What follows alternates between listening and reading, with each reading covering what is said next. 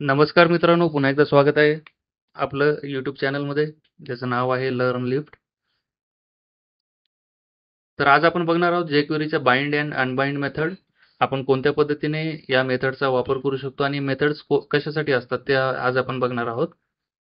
तत्पूर्वी तुम्ही चॅनलला नवीन असाल तर चॅनलला सबस्क्राईब करायला विसरू नका आणि बेल आयकॉनला क्लिक करून नोटिफिकेशनसाठी जे ऑल आहे ऑप्शन ते तुम्ही सिलेक्ट करा, जेणेकरून तुम्हाला नवीन नोटिफिकेशन मिळत राहतील आणि तुमच्याकडनं कोणताच व्हिडिओ जो आहे तो मिस होणार नाही. तर jQuery बाइंड आणि अनबाइंड मेथड म्हणजे काय, तर कोणत्या पर्पजसाठी ह्या मेथड्स jQueryने आपल्याला दिलेल्या आहेत. तर तुम्ही याच्या आधी जावास्क्रिप्टमध्ये शिकलेच असाल. जे मी जावास्क्रिप्टमध्ये इव्हेंट बाइंडिंग तुम्हाला शिकवलेली आहे, ठीक आहे. तर त्याच्यामध्ये आपण ॲड इव्हेंट लिस्नर आणि रिमूव्ह इव्हेंट लिस्नर हे दोन मेथड्स आहेत. तर ॲड इव्हेंट लिस्नरने आपण इव्हेंट ॲड करतो, कॉलबॅक फंक्शन देतो आणि रिमूव्ह इव्हेंट लिस्नरने आपण इव्हेंटचं नाव देऊन तो इव्हेंट जो आहे तो रिमूव्ह करतो. तर सेम आहे बाइंड मेथडमध्ये सुद्धा आपण इव्हेंट जे आहे ते ॲड करू शकतो आणि अनबाइंड मेथडने आपण इव्हेंटचं नाव देऊन तो जो इव्हेंट आहे तो आपण अनबाइंड करू शकतो. तर आपण बघूया आता कोणत्या पद्धतीने करू शकतो ते. तर सुरुवातीला आता तुम्ही ते UI ला पाहू शकता. UI मध्ये एक बटन आहे, ठीक आहे, क्लिक. तर आपल्याला काय करायचं आहे, या बटनाला इव्हेंट हँडलर असाइन करायचं आहे. तो कोणत्या पद्धतीने आपण jQuery थ्रू करू शकतो आपण बघणार आहोत. तर याच्या आधी सिंपल एक मेथड आहे. याच्या आधी तुम्हाला मी प्रत्येक एक्झाम्पलमध्ये सांगितलेलंच आहे. जेव्हा जेव्हा मी प्रत्येक गोष्टीचा एक एक्झाम्पल घेतो त्यावेळेस मी अशा पद्धतीने इव्हेंट हँडलर अटॅच केलं होतं, ठीक आहे. तर हे कोणतं इव्हेंट हँडलर आहे, बरोबर आहे. आता इथे तर आपण बाइंड मेथडचा यूज करत नाहीये, बरोबर आहे. तर हे कोणतं इव्हेंट हँडलर आहे, तर हे जे इव्हेंट हँडलर आहे हे आहे आपण डायरेक्ट जो आहे HTML एलिमेंटला अटॅच करतो इव्हेंटचं नाव देऊन, ठीक आहे. तर अटॅच करणं आणि बाइंड करणं याच्यामध्ये फरक असतं, ठीक आहे.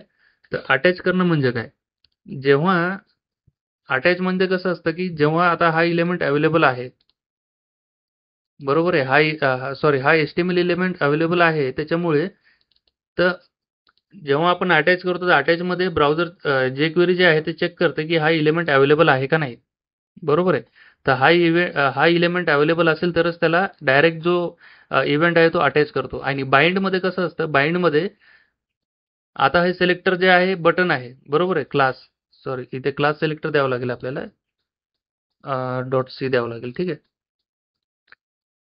तर याने काय करणार, जो काही पहिला एलिमेंट फाइंड होणार त्याला त्याला क्लिक इव्हेंट हँडलर तो असाइन करणार jQuery, ठीक आहे. आपण जेव्हा डायरेक्टली त्या एलिमेंटवर अटॅच करतो तेव्हा.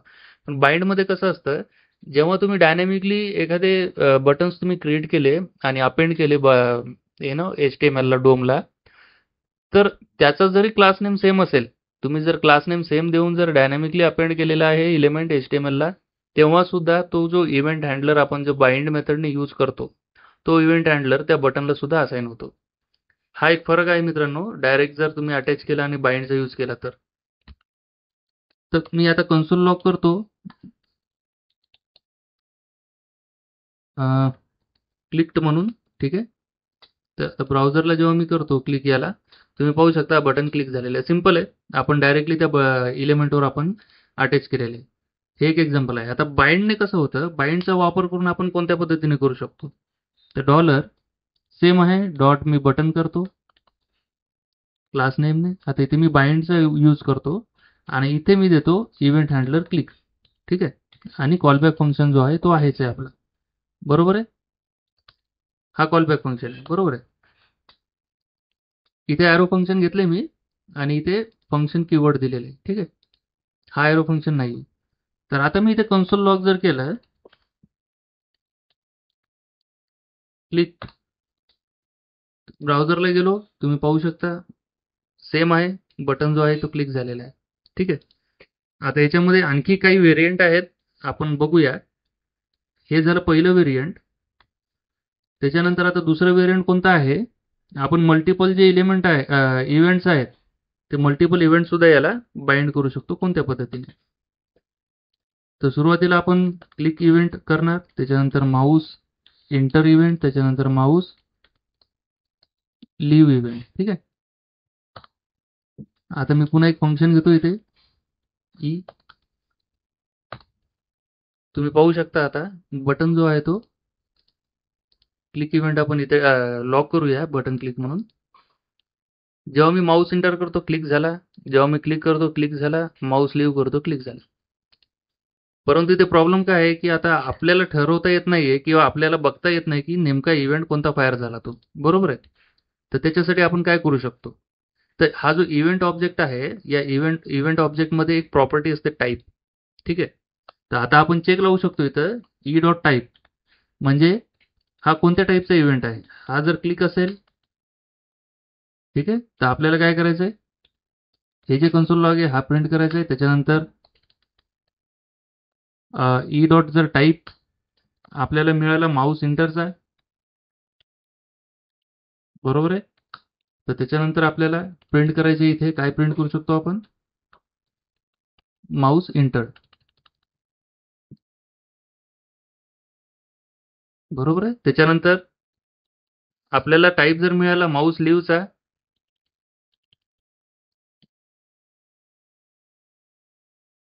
बरोबर आहे. तर इथं आपण काय करतो, त्या पद्धतीचं आपण जे आहे फंक्शनॅलिटी ते ऍड करतो. ठीक आहे. तर आता कंडिशन बेस्ड आहे, माऊस इंटर झाला, क्लिक झाला आणि माऊस लिव्ह झाला. तुम्ही बघू शकता आता इथे आपण इव्हेंटचा टाईप चेक केलेला आहे. मल्टिपल इव्हेंट द्यायला हरकत नाही, बरोबर आहे. परंतु आपल्याला समजलं पण पाहिजे नाही का की कोणता इव्हेंट जो आहे तो फायर होतोय तो. तर इथे आपण इव्हेंटचा टाईप चेक करून कोणता इव्हेंट फायर होतोय ते आपण बघू शकतो, बरोबर आहे. तर हा पहिला प्रकार झाला, हा जुना आहे. हा पहिला जो आहे तो जुना आहे. डायरेक्ट जो HTML एलिमेंट आहे त्याच्यावर आपण बाइंड करतोय, सॉरी अटॅच करतोय. हा बाइंड मेथडचा पहिला एक्झाम्पल आहे. क्लिक इव्हेंट, त्याच्यानंतर हा सिंगल इव्हेंट आहे आणि सिंगल मेथड आहे. त्याच्यानंतर हे मल्टिपल इव्हेंट्स आणि सिंगल मेथड आहे. परंतु सिंगल मेथडमध्ये आपण चेक करतो इव्हेंटचा टाईप आणि त्याच्यानुसार त्याला आपण कन्सोल लॉग करतोय, बरोबर आहे. तिसरा एक वे असा आहे याच्यामध्ये की आपण आता एक सेकंड आता बाइंड करतो, सेम आहे. याच्यामध्ये मला आता ऑब्जेक्ट द्यावं लागणार आहे. तर काय आहे आता, ठीक आहे, इथं आपल्याला आता कॉमन मेथड इथे द्यायची नाहीये. ठीक आहे. ही जी मेथड आहे ही कॉमन झाली आहे प्रत्येक एलिमेंटसाठी. कॉमन असल्यामुळे आपल्याला तिथे चेक टाकावे लागले, बरोबर आहे, की कोणत्या टाईपचा इव्हेंट आहे ते. चेक टाकल्यानंतर आपल्याला कळालं की हा इव्हेंट जो आहे ते क्लिक फायर होतोय. त्याच्यामुळे आपण जी फंक्शनॅलिटी आहे क्लिकची ती आपण या इफ ब्लॉकमध्ये आपण टाकलेली. परंतु कधी कधी काय असतं की आपल्याला सेपरेट फंक्शन सुद्धा प्रत्येक मल्टिपल इव्हेंटला मल्टिपल फंक्शन सेपरेट फंक्शन आपल्याला द्यायचं असतं. ठीक आहे. जेणेकरून आपल्याला जे कंडिशन्स आहेत या कंडिशन्स कॉमन फंक्शनमध्ये आपण दिलेल्या आहेत तर याला आपण टाळू शकू. ठीक आहे. तर कोणत्या पद्धतीने आपण टाळू शकतो त्याला, इथे क्लिक इव्हेंट द्यायचा आहे आपल्याला, त्याला एक फंक्शन असाइन करायचं आहे, बरोबर आहे. हे फंक्शन कशासाठी आता झालंय, हे क्लिक इव्हेंटसाठी झालंय. तर इथं ऑब्जेक्टचा सिंटॅक्स द्यावा लागतो आपल्याला बाइंड मेथडमध्ये. ऑब्जेक्ट पास केला आपण तर ऑब्जेक्टमध्ये जी की असते ती की असते इव्हेंट आणि जी व्हॅल्यू असते त्याची ती असते फंक्शन, बरोबर आहे. त्याच्यानंतर आता मी दुसरा इव्हेंट कोणता दिलाय, माऊस इंटरचा दिलाय. हा माऊस इंटरचा टाकतो इथे. त्याच्यानंतर सेम आहे फंक्शन, याच्यामध्ये पॅरामीटर आपला इव्हेंट येणार, पुन्हा कॉमा द्यायचा आहे आपल्याला. तिसरं जे आहे इव्हेंट ते, त्याच्यानंतर फंक्शन ई, अशा पद्धतीने. ठीक आहे. तर हे काय झालं, हे आपण आता ऑब्जेक्ट पास केलाय काय कोणाला, बाइंड मेथडला. तर ऑब्जेक्टमध्ये काय आहे, ऑब्जेक्टमध्ये आहे की आणि व्हॅल्यू. तर की कोणती आहे, की इथे आहे इव्हेंट आणि व्हॅल्यू काय राहणार त्याची, फंक्शन. तर आता मी हे जे लॉग्स आहेत कन्सोलचे ते इथे पेस्ट करतो जेणेकरून तुम्हाला समजेल.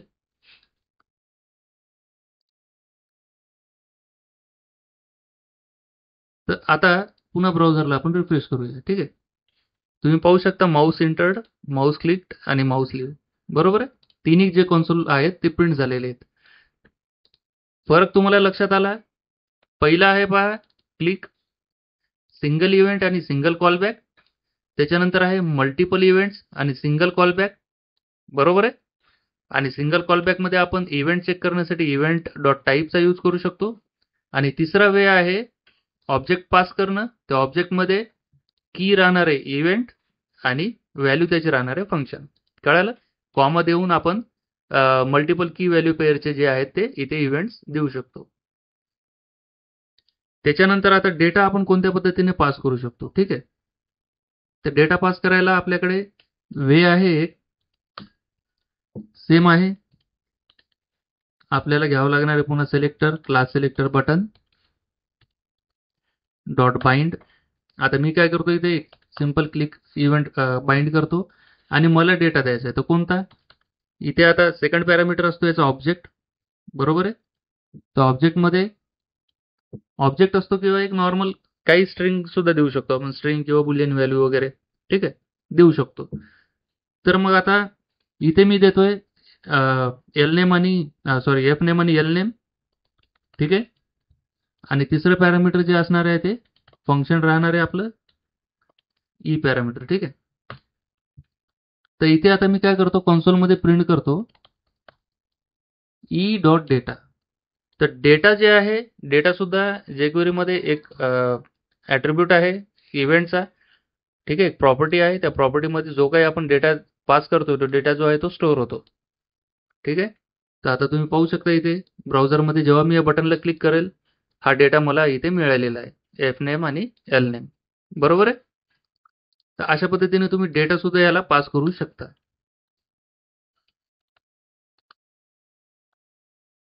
ठीक आहे. तर हे झाले डेटा पास करायचं. आता मी एक काम करतो, अनबाइंड कोणत्या पद्धतीने वर्क होतं ते तुम्हाला दाखवतो, ठीक आहे.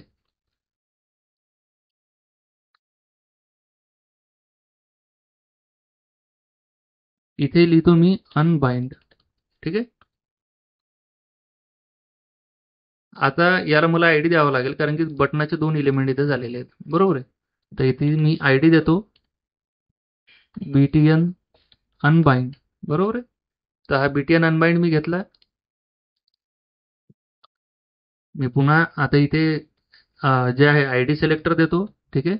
आता मला इथे यूज करावं लागणार आहे अनबाइंड, ठीक आहे.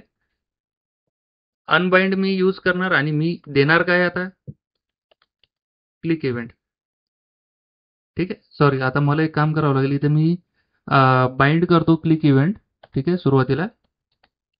कारण की याच्या क्लिकवर आपल्याला बटनचा जो इव्हेंट आहे क्लिक इव्हेंट तो आपल्याला अनबाइंड करायचा आहे, ठीक आहे. तुम्ही पाहू शकता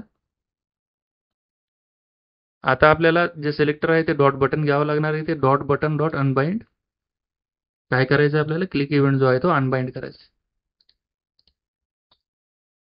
तुम्ही रिफ्रेश केले इथे तुम्ही पाहू शकता आता सध्या क्लिक इव्हेंट जो आहे तो इथे आहे बाइंड केलेला, तुम्ही बघू शकता, ठीक आहे. आता मी याला रिमूव्ह करतो लॉग, मी या बटनावर क्लिक करतो, तुम्ही पाहू शकता अनबाइंड झालेलं आहे, ठीक आहे. आता मी याला क्लिक करतोय, तुम्ही बघू शकता काहीच प्रिंट होत नाही का, तर आपण अनबाइंड केलेलं आहे, ठीक आहे. याच्या क्लिकवर आपण जे आहे ते अनबाइंड केलेले आहे. कोणत्या बटनाचा जो इव्हेंट आहे तो अनबाइंड केला आहे आपण, या बटनाचा इव्हेंट जो आहे तो क्लिक इव्हेंट अनबाइंड केला आहे. तुम्ही बघू शकता मी याला क्लिक करतोय पण आता काहीच प्रिंट होत नाहीये, ठीक आहे. तर अनबाइंड मेथडचा हा यूज असतो. अनबाइंड मेथड जी आहे ती आपण ज्या एलिमेंटवर एखादा इव्हेंट, फॉर एक्झाम्पल क्लिक आहे इथे, तर क्लिक आपण बाइंड केलेलं होतं, बरोबर आहे, या एलिमेंटवर. तर या एलिमेंटपासून आपल्याला क्लिक जो आहे तो अनबाइंड आपण केलेला आहे, ठीक आहे. तर आजच्या व्हिडिओमध्ये आपण काय काय शिकलो, बाइंड मेथड आहे, बाइंड मेथडचे व्हेरियंट्स आपण वेगवेगळे पाहिलेत. हा पहिला व्हेरियंट आहे, त्याच्यानंतर आहे हा दुसरा व्हेरियंट आहे, त्याच्यानंतर हा तिसरा व्हेरियंट आहे, बरोबर आहे. तुम्ही स्क्रीनला पॉज करू शकता कोड तुम्हाला कॉपी करायचा असेल तर. त्याच्यानंतर आहे हा चौथा व्हेरियंट आहे, आपण डेटा पास करू शकतो. त्याच्यानंतर आहे अनबाइंडचं सिंगल व्हेरियंट, ठीक आहे. तर अनबाइंड करण्यासाठी सुद्धा आपल्याला बटनाच्या क्लिकवर आपल्याला अनबाइंड करता येतं. तर हे अशा पद्धतीने आहे बाइंड आणि अनबाइंड jQuery मध्ये. तर मी आशा करतो तुम्हाला हा व्हिडिओ आवडला असेल. आवडला असेल तर व्हिडिओला लाईक करा आणि व्हिडिओ शेवटपर्यंत तुम्ही पाहिल्याबद्दल धन्यवाद खूप तुमचा. आणि चॅनलला सबस्क्राईब आणि बेल आयकॉनला क्लिक करायला विसरू नका मित्रांनो. धन्यवाद, भेटूया पुढच्या व्हिडिओमध्ये.